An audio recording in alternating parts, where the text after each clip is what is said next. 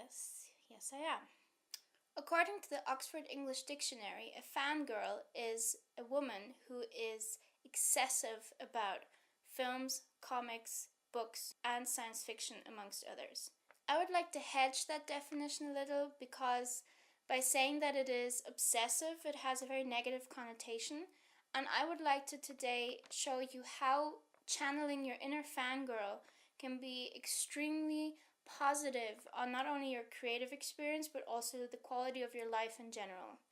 I love being in virtual or invented worlds such as series or video games or books, and I can feel very, very deeply about these worlds and the characters, but also about the people who create them.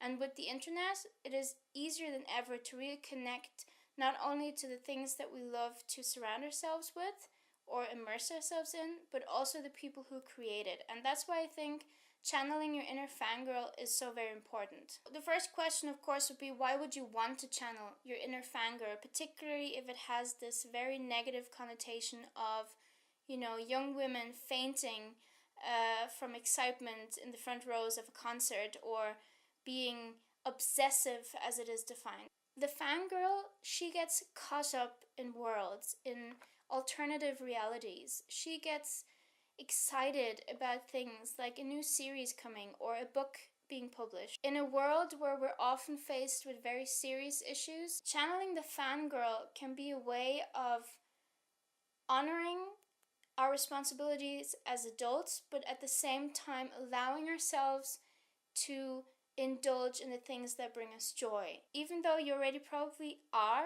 channeling your fangirl in some ways, in today's video I would like to offer you 3 ways of how channeling your inner fangirl can not only enrich your own life, but also pay that enjoyment forward to the people creating it.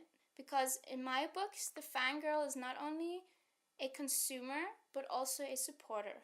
The first thing that channeling your fangirl can help you with is being very selective of the things you follow and the products you support. In today's world, it can be very overwhelming with the amount of people that are vying for attention, but also the things that we bring into our lives. We will watch 5 series at the same time, or we'll read 10 blog posts after each other without really reading one.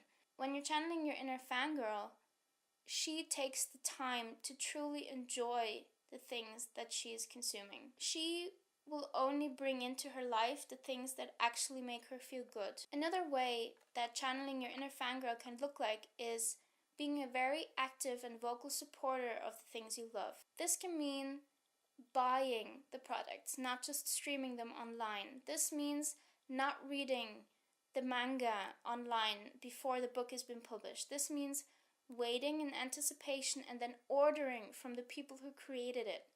This means going on a blog, reading something or watching something, and then taking the time to leave, even if just 1 or 2 sentences, to say, hey, I watched this today and it made me feel really good. Or, I love what you did here. Or even be critical. It doesn't mean that you always have to be supportive. It can mean that you leave constructive criticism saying, I really love this, but I would have wished more of this. Because the fangirl is critical as well. She's not just a blind supporter, but she is a supporter, which means that she makes an effort to, if you think of the first point, to consume less, but to engage more.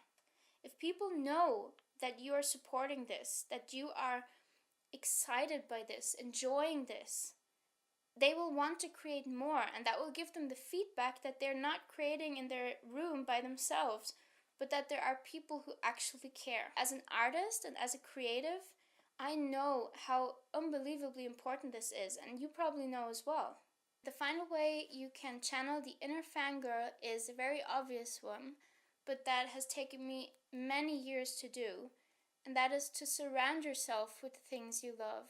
By surrounding yourself with the things you love, for example, merchandise from a series that is very important to you, you bring that emotion that you connect to that into your everyday life. By having these, I'd like to call them magical objects that have all these emotions stored in them, you can connect with how it feels to be a fangirl, even when you're not watching or reading or immersing yourself in those worlds, but you can bring it with you in your real world. You can have an artwork printed and hung up on your wall that reminds you every day of a particular way that you love feeling or something that you forget but that you love being reminded of. Those were my 3 reasons for why channeling the inner fangirl can be so positive on your own life.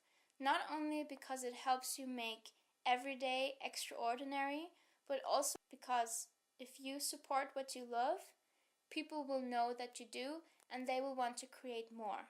That's it for this video. I hope that there was something you enjoyed, and if you did, please leave a comment and also tell me what kind of fangirl are you, and in what way have you experienced the inner fangirl as a positive influence on your life? I leave you for this week and I hope you have a great day. I send you lots of love and take care.